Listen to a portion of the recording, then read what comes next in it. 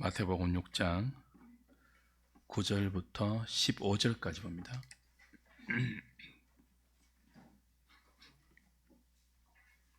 마태복음 6장 9절부터 15절까지 우리 한 목소리로 같이 읽겠습니다. 시작. 그러므로 너희는 이렇게 기도하라. 하늘에 계신 우리 아버지여, 이름이 거룩히 여김을 받으시오며 나라가 임하시오며 뜻이 하늘에서 이루어진 것 같이 땅에서도 이루어지이다. 오늘 우리에게 일용할 양식을 주시옵고 우리가 우리에게 죄 지은 자를 사하여 준 것 같이 우리 죄를 사하여 주시옵고 우리를 시험에 들게 하지 마시옵고 다만 악에서 구하시옵소서. 나라와 권세와 영광이 아버지께 영원히 있사옵나이다. 아멘. 너희가 사람의 잘못을 용서하면 너희 하늘 아버지께서도 너희 잘못을 용서하시려니와 너희가 사람의 잘못을 용서하지 아니하면 너희 아버지께서도 너희 잘못을 용서하지 아니하시리라. 아멘. 오늘 대우리 문답 194문 기도 8번째 공부할 차례입니다. 194문을 제가 읽을 테니까 여러분이 함께 답해 주십시오. 제 194문 5번째 강구에서 우리는 무엇을 위해 기도합니까? 5번째 강구인 우리가 우리에게 죄 지은 자를 사하여 준 것 같이 우리 죄를 사하여 주시옵고에서 우리는 우리와 다른 모든 사람이 원죄와 본죄를 지어 하나님의 공의에 빚진 자가 되었으며 우리나 다른 어떤 피조물도 그 빚을 조금도 갚을 수 없다는 것을 인정하면서 하나님께서 값없이 주시는 은혜로 말미암아 믿음으로 깨닫게 되고 적용되는 그리스도의 순종과 속죄를 통해 우리와 다른 사람들이 죄책과 죄의 형벌에서 사면받게 해 주시기를 하나님께서 사랑하시는 자 그리스도 안에서 우리를 받아주시기를 위해 기도합니다. 그리고 우리에게 계속해서 총애와 은혜를 베풀어 주시며 우리가 매일 짓는 죄를 용서해 주시고 죄 사함에 대한 확신을 날마다 더하여 주셔서 우리를 평강과 기쁨으로 충만하게 해 주시기를 위해 기도합니다.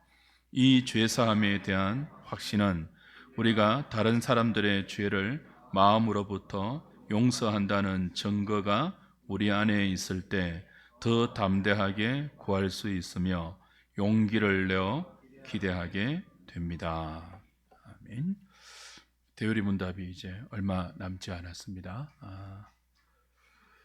194문은 주기도문의 5번째 청원, 5번째 강구가 우리에게 어떤 기도를 가르치고 있는가 하는 것들을 문답으로 안내해 주죠.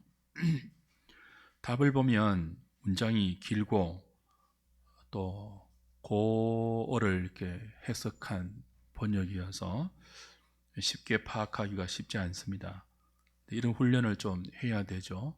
문장을 파악하는 훈련. 그래서 이 194번의 답을 어떤 내용인지를 여러분이 한번 쭉 보시면서 파악해 보세요. 첫 번째, 이 5번째 강구를 통해서 도대체 무엇을 위해 기도해야 된다고 대우리 문답이 가르쳐 줍니까? 첫 번째가 뭐예요? 우리와 다른 모든 사람의 원죄와 자범죄를 인정하라는 거죠. 이 기도를 하면서 내가 죄인이구나. 여기 죄라는 말은 그 원어를 보면 빚이라고 번역할 수 있는 단어입니다. 죄를 무엇으로 번역할 수 있다고요? 빚으로 번역할 수 있어요. 그래서 대우리 문답도 그 원어에 천착해서 우리가 하나님의 공의의 빚진 자가 되었습니다. 이렇게 이 기도를 통해서 우리가 얼마나 빚진 자인지, 죄에 대한 하나님의 공의에 빚진 자인지를 인식하게 된다. 이렇게 가르쳐 주죠. 빚을 조금도 갚을 수 없는 무능한 우리 자신에 대한 자각이 이 다섯 번째 강구에서 우리를 일깨워 줍니다. 그렇기 때문에 무엇을 구하죠? 이 기도를 통해서 하나님께서 그리스도를 통해서 값없이 주시는 죄사함의 용서, 그걸 이 기도를 통해서 우리가 배우고 또 구하게 된다는 거죠. 그 다음에 또 어떤 내용을 담고 있습니까? 그것이 계속 매일 매 순간 우리에게 죄사함의 총애와 은혜가 지속적으로 베풀어지고, 그래서 죄사함에 대한 확신이 우리의 심령 가운데 더해져서 평강과 기쁨으로 충만하게 해달라는 기도가 다섯 번째 강구에 들어있다는 거죠. 이걸 조금 신학적인 용어로 바꾸면 복음적 회개가 주는 기쁨, 그렇게 바꿀 수 있습니다. 그러니까 주기도문의 다섯 번째 청원에는 복음적 회개를 우리에게 가르쳐 줍니다. 마지막에는요, 그래서 이 복음적 회개를 통해서 죄사함의 확신이 더해지면 그 평강과 기쁨이 우리에게 주어지면 다른 사람도 용서할 수 있다. 내게 죄를 범한 다른 지체들의 죄도 용서할 수 있다. 그렇게 대의리 문답이 몇 가지의 내용을 이 다섯 번째 강구에서 우리에게 설명해 줍니다. 자, 해설을 하나씩 살펴가겠습니다. 여러분은 이런 분을 보신 적이 있습니까? 교회를 오래 다녔는데 참 사람이 이기적이다, 그런 생각을 해본 분을 만나신 적이 있습니까? 혹 저와 여러분이 그렇지는 않습니까? 신앙생활 오래 했는데 왜 이렇게 사람이 이기적일까? 또 그런 자신의 모습을 발견하면서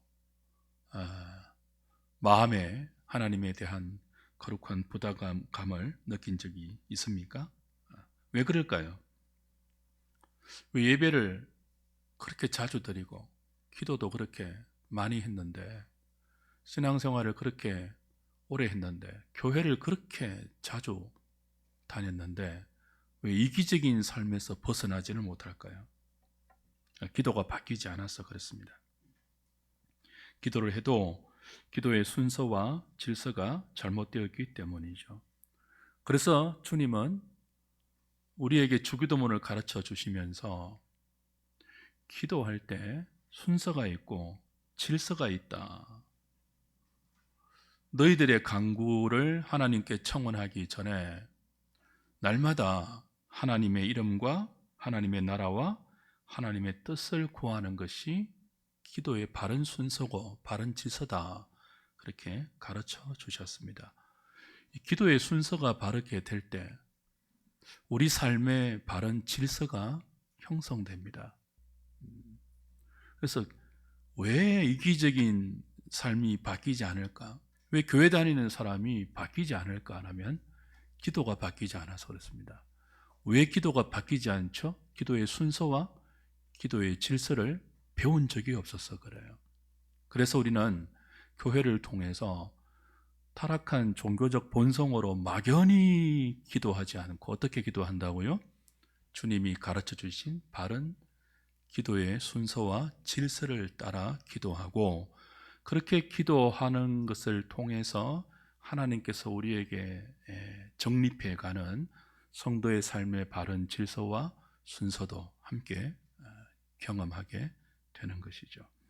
기도를 잘 배워서, 기도를 잘 하셔서 바른 삶의 질서를 가진 사람, 그래서 이기적인 사람에서 이타적이고 이신적인 사람으로 날마다 변화되어 가는 하나님의 일하심, 하나님의 행하심이 우리의 기도를 통해서 경험되어지기를 주님의 이름으로 축복합니다. 그렇다면 보십시오. 기도의 순서가 있지 않습니까? 삶의 질서가 있지 않습니까? 우리가 먼저 구해야 할 것, 우리가 먼저 삶에서 추구해야 될 것이 나의 이름, 나의 왕국, 나의 뜻이 아니라 하나님의 이름과 하나님의 나라와 하나님의 뜻인데, 언제 우리의 삶에 하나님의 이름이 거룩히 여김을 받고 하나님의 나라가 이루어지고 하나님의 뜻이 내 삶을 통해서 펼쳐질까요?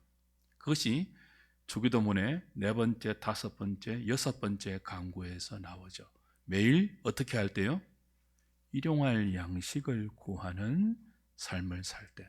그 일용할 양식이라고 대유리분답이 가르쳐준 그 범위를 탐욕으로 벗어나지 않고 믿음으로 살 때 우리 삶에 하나님의 이름이 거룩히 공포되는 하나님의 나라가 이루어지고 하나님의 뜻이 우리를 통해서 땅에 펼쳐지는 생명이 경험된다는 것입니다.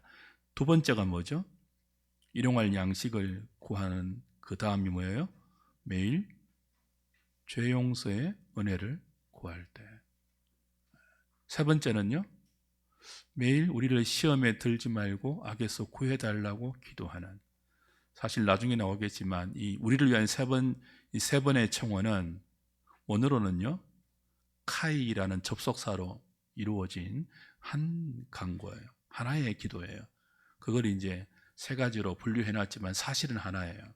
그러니까 이 우리를 위한 세 가지 청원, 하나의 기도가 먼저 우리의 삶에서 펼쳐질 때, 그렇죠? 하나님의 뜻과 나라와 이름이 구현된다는 것입니다.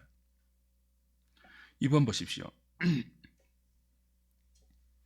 주기도문의 네 번째 간구가 일용할 양식을 구하는 기도 아닙니까? 이 네 번째 간구가 겸손과 의존의 기도라면 죄사함의 은혜를 구하는 다섯 번째 간구는 무엇을 가르쳐 줍니까? 회개와 통회를 가르쳐 주죠. 일용할 양식을 달라는 넷째 간구는 우리가 피조물임을 알려줍니다. 다섯 번째 간구, 죄사함의 은혜를 구하는 이 간구는 우리가 죄인임을 인식시켜 줍니다. 우리가 육신을 입고 살기 때문에 끼니 때가 되면 배가 고프잖아요.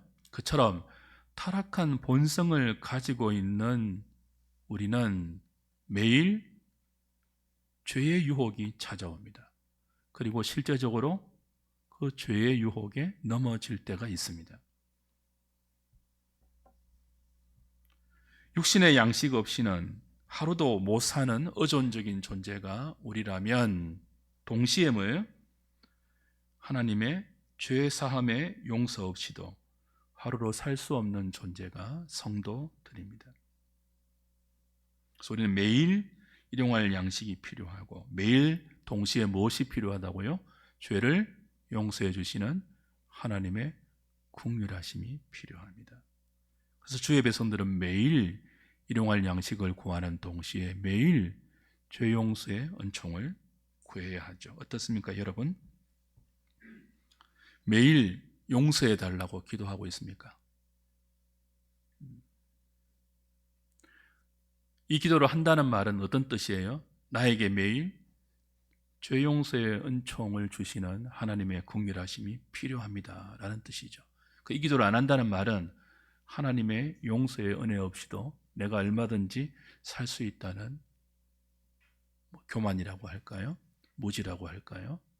그런 뜻이겠죠. 그러니까 주기도문의 기도대로 우리가 기도하지 않으면 얼마든지 이렇게 교만에 빠질 수가 있습니다. 하나님의 용서의 은총 없이도 얼마든지 살 수 있다는 이 이상한 근거 없는 자신감, 그것을 깨트려 주는 것이 다섯 번째 간구입니다. 3번 보십시오. 우리가 매일 뭘 범하고 있다고요? 우리의 실존입니다.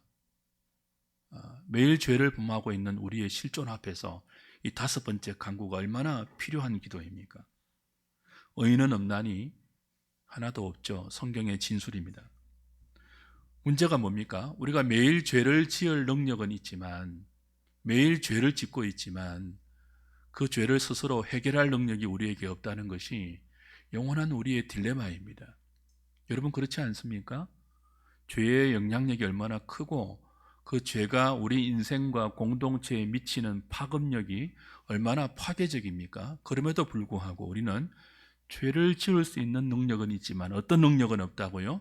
그 죄를 처리할 능력이 우리에게 없죠. 생각해 보세요. 매일 죄를 짓습니다. 근데 그 죄를 처리할 능력이 없다면 매일 짓는 그 죄가 어떻게 될까요? 쌓여가는 것 아닙니까?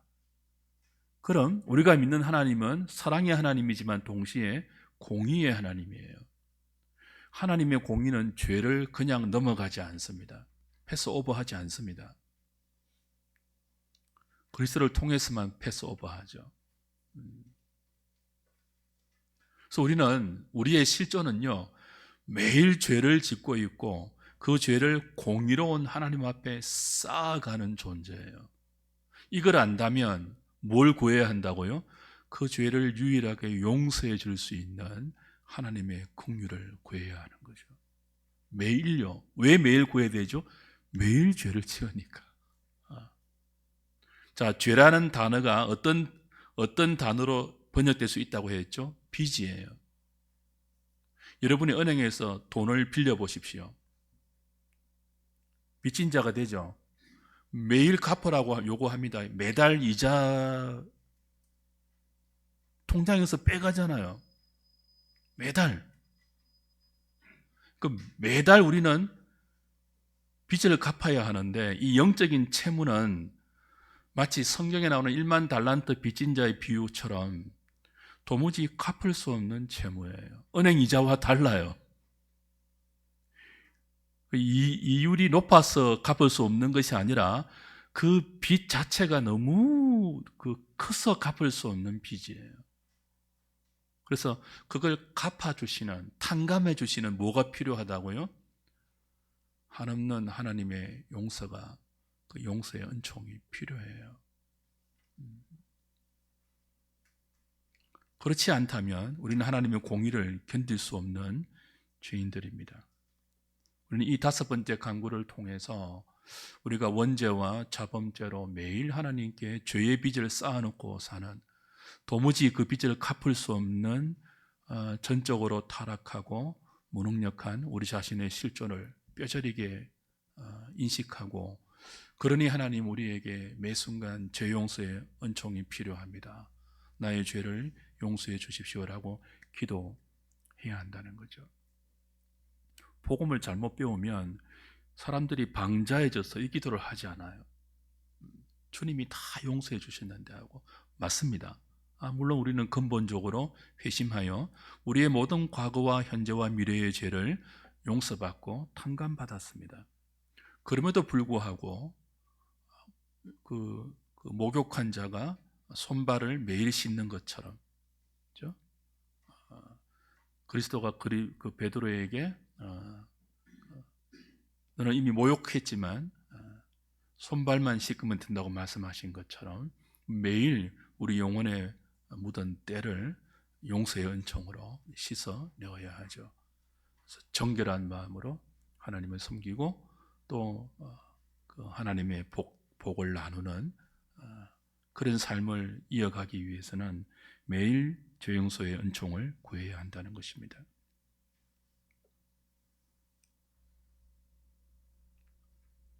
이 죄 용서의 은총을 구하고 그 은혜를 우리 영혼에 경험하는 것만큼 우리 영혼은 평강과 기쁨으로 충만하게 됩니다. 이게 이제 복음적 회개와 율법적 회개의 차이인데요. 복음적 회개는 마틴 루터의 표현처럼 달콤합니다. 단지 후회와 자책으로 끝나지 않고 주기도문의 5번째 강구처럼 죄 용서의 은총을 구하면서 나의 씻을 수 없는 죄의 빚을 그리스도가 다 탕감했다는 그 복음의 진리 앞에서 우리 영혼은 자책과 후회와 회한을 넘어서 넘치는 기쁨과 평강으로 충만하게 되죠. 이 5번째 강구를 우리의 기도에 실천하는 것만큼 성령이 주시는 은혜로 우리 영혼은 율법의 무거운 속박에서 벗어나서 자유케 하는 율법의 기쁨을 맛보게 됩니다. 야고보서 보면 자유하게 하는 율법, 그런 표현 나오죠. 그것이 복음의 회개를 통해서 맛보는 하나님의 은혜입니다. 다섯 번째 강구를 통해서 우리는 이런 은총을 경험해야 함을 배울 수 있습니다. 네 번 그 해설 4번 보십시오. 같이 읽어볼까요? 시작. 문제는 여기에 우리가 우리에게 죄 지은 자를 사하여 준 것 같이 라는 문구가 붙어 있다는 점입니다. 더욱이 뒤따라 나오는 구절을 보면 너희가 사람의 과실을 용서하면 너희 천부께서도 너희 과실을 용서하시려니와 너희가 사람의 과실을 용서하지 아니하면 너희 아버지께서도 너희 과실을 용서하지 아니하시리라고 다시 반복되어서 마치 내가 다른 형제의 죄를 용서하는 것이 하나님께서 나의 죄를 용서해 주시는 조건이 되는 것처럼 보입니다. 황금의 설교자라고 알려졌던 크리소스톰이 목회하던 교회는 신자들이 주기도문을 외우다가 이 부분에 이르러서는 입을 다물고 가만히 있었다고 합니다. 보물섬이라는 소설을 쓴 로버트 스티븐스는 가정예배를 드리고 주기도문을 외우다가 이 부분에서 뛰쳐나갔다고 했습니다. 그만큼 이 기도가 어렵습니다. 자, 이제 여기 다섯 번째 강구에서 가장 큰 이제 허들, 장애물이 우리가 우리에게 죄 지은 자를 사하여 준 것 같이라는 이 문구입니다. 여기에 이제 스파이크가 하나 더 때려지죠. 그렇죠?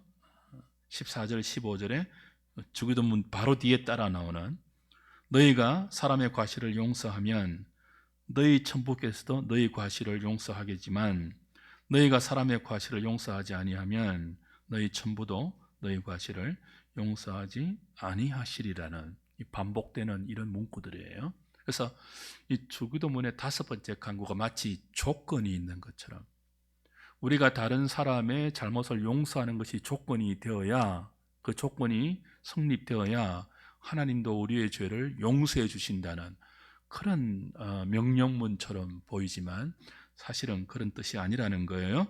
그렇게 이해할 때 우리가 어떻게 될 수 있다고요? 이 기도문을 함께 외우다가 뭐예요? 이 부분에 이르면 입을 다물 수 있다는 거예요. 심지어 누구처럼요? 보물섬의 작가처럼 뛰쳐나갈 수 있다는 것입니다. 그만큼 용서가 쉽지 않다는 거죠. 그러나 5번입니다. 이런 문구들은, 이 말씀들은 우리가 남의 죄를 먼저 용서해 줘야 하나님이 우리의 죄를 용서해 주겠다는 무엇이 아니라고요? 조건이 아니에요. 직설입니다. 이 기도는 하나님을 아버지로 부를 수 있는 이미 죄 사함을 받은 사람에게 하는 요구예요. 우리는 이미 용서받은 자입니다. 이미 죄 사함을 받은 사람들입니다. 그러므로 이 조건처럼 보이는 이 구절들은 어떤 뜻이라고요? 우리가 하나님께 받은 그 말할 수 없는 용서의 은총을 되새기라는 거예요. 그 용서의 은총을 되새길 때만 우리에게 죄 지은 지체와 형제를 용서할 수 있으니 그 은혜를 되새겨서 다른 형제를 용서할 수 있도록 구하는 기도라는 것입니다. 우리가 용서하는 것은 우리의 힘으로 사실은 불가능합니다. 우리의 타락한 본성은 형제를 용서하기보다는 이는 이대로, 그죠? 그 받은 대로 돌려주고 싶은 마음이 강하고 더 나아가서는요 7배나 70배나 돌려주어야 직성이 풀리는 것이 연약한 우리의 그 실제입니다. 그래서 남을 용서하는 게 쉽지 않은데요, 그 쉽지 않는 용서를 성경은 요구하잖아요. 왜 요구한다고요? 조건이 아니라 이미 너희가 1만 달란트 빚진 것을 조건 없이 탕감받은 은혜를 입은 자이기 때문에 그 은혜를 기억하면서 네가 힘든, 너에게 죄를 범한 형제를 용서하는 그 힘든 일을 네가 받은 용서가 어떠한지를 돌아보면서 하라는 거예요. 그것이 다섯 번째 강구에 들어있는 중요한 기도의 핵심이기도 합니다.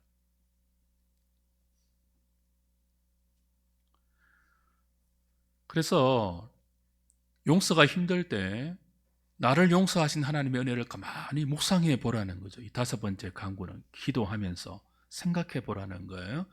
그 생각의 결론에 이런 결론이 나올 때까지 용서하기 힘든 지체를 용서하기 위해서 나를 용서하신 주님의 은혜를 묵상하면 이런 결론이 나올 때까지 묵상해라는 거예요. 어떤 결론요?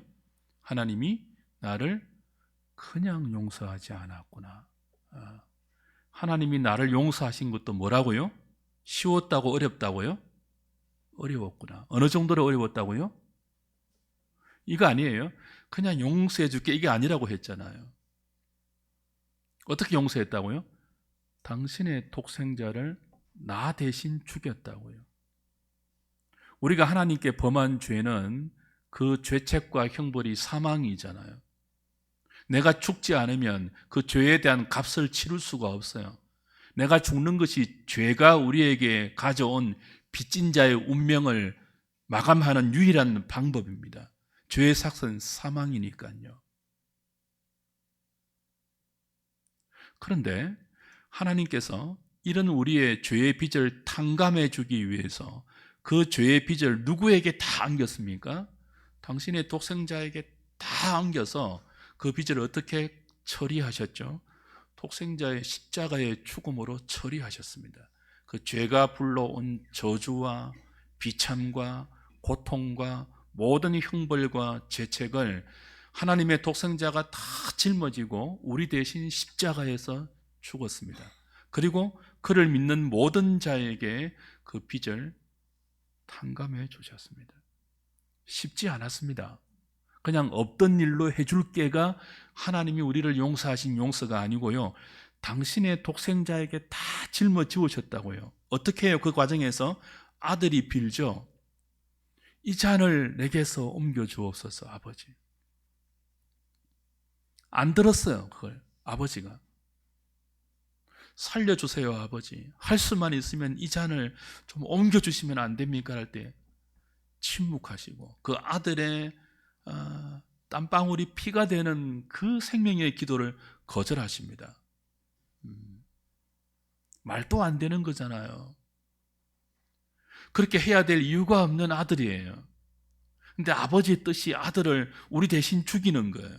우리의 빚을 탕감해 주기 위해서, 우리의 죄를 용서하기 위해서. 쉽지 않았다니까요. 하나님도 너무 힘드셨고 그 우리의 빚을 탕감하기 위해서 우리의 죄책을 다 감당하기 위해서 아버지의 뜻에 순종하여 마리아의 몸으로 이 땅에 오신 그리스도도 이게 쉽지 않았어요. 할 수만 있으면 이 잔을 내게서 옮겨달라고 땀방울이 핏방울이 되듯이 고뇌하고 울부짖고 기도했던 이 빚이 얼마나 무거운 빚인지 알기 때문에 모든 공의로우신 하나님의 저주를 온몸과 육체로 다 감당해야 될 무서운 심판인 줄 알기 때문에 하나님도 너무너무 힘드셨고 아들도 너무너무 힘든 그게 우리의 용서입니다. 그래서 하나님이 나를 간단하게 쉽게 용서한 것이 아니라 너무너무 힘들게 고통스럽고 아프게 가장 사랑하는 독생자를 온 우주를 주어도 바꿀 수 없는 그 독생자를 십자가에 내어주고 용서하신 은혜임을 용서하기 힘든 지체를 위해서 주기도문의 다섯 번째 간구를 하나님께 올려드리면서 묵상하면 거기에 비해서 하나님이 나를 용서하신 그 은혜에 비해서 내가 지금 용서하기 힘든 이 지체는요, 내가 1만 달란트 빚졌다면 이 지체는 나에게 100달란트밖에 빚진 것이 안 되거든요. 그래서 우리 힘으로, 우리 타락한 본성으로 용서하기 힘든 나에게 죄를 범한 상처 주고 고통 주고 억울함을 준 그 지체를 하나님의 용서를 생각할 때 우리도 하나님의 은혜의 능력으로 감당할 수 있으니 그렇게 하라는 것이 다섯 번째 강구가 우리에게 가르치는 기도의 내용이죠.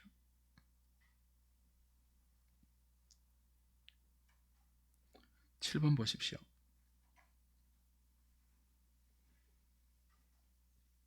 같이 읽을까요? 시작. 우리가 우리에게 죄 지은 자에게 보이는 모습은 하나님께서 우리에게 행하신 용서를 어떻게 이해하고 있는지를 확인시켜주는 반증입니다. 지체를 용서하지 못하면 자신이 하나님께 받은 용서가 무엇인지를 알지 못한다는 뜻입니다. 우리가 다른 사람들의 죄를 마음으로부터 용서할 때 하나님이 주신 죄사함의 은혜를 더욱 확신할 수 있으며 하나님이 주시는 평강과 기쁨으로 충만할 수 있습니다. 어떻습니까? 복수심은 우리의 영혼을 파괴시킵니다. 그 밤에 밤잠을 자지 못하고 누군가를 미워하면 삶이 얼마나 고통스럽습니까? 그러니까 묵상을 해도 좋은 것을 묵상해야 되는데 다른 사람이 나에게 상처 입힌 말과 사건과 그 정황들을 자꾸 묵상하면 사탄이 그렇게 시키거든요. 자꾸 준동해요. 그 사람이 했던 가시도 친 말, 상처 준 말, 그런 것들이 하루 종일 떠오를 때 이 기도해야 돼요. 주기도문을. 그래서 억울해서 막, 그죠? 갚아주지 않으면 견디기 힘든 그 심정을 누그러뜨리는 유일한 비법이 뭡니까? 십자가로 나가 하나님이 나를 어떻게 용서했는지를 묵상하는 거예요. 내가 그 밤잠을 자지 못하게 하는 그 형제가 나에게 범한 죄보다 내가 하나님께 범한 죄는 깊이와 넓이와 높이와 길이에 있어서 비교도 안 되는 무거운 죄입니다. 우리는 하나님께 매일 대못을 박습니다. 하나님의 마음에 매일 배신 때립니다. 그 사랑에 매일 우리는 다른 것으로 모멸을 주죠. 하나님을. 이런 우리를 하나님이 매일 받아내십니다. 아들을 보고 아들이 십자가에서 우리를 위해서 돌아가시면서 아버지 저들의 죄를 용서해 주십시오. 그 아들의 기도를 기억하시고 매일 받아내십니다. 그러니까 우리가 매일 여기 그냥 있는 게 아니에요. 매일 받아내신 하나님의 은혜 때문에 여기 있는 것입니다. 그래서 우리는 그 훈련을 해야 됩니다. 매일 받아내기 힘든 지체를 용서하는 훈련을 해야 됩니다. 그래야 무엇이 깨달아진다고요? 나를 받아내신 하나님의 사랑과 은혜와 용서가 얼마나 크고 놀라운지를 알게 되고 우리가 오전에 배웠던 마리아의 찬송을 우리의 노래로 우리는 품을 수 있는 것입니다. 주께서 비천한 여종을 돌아보셨나이다.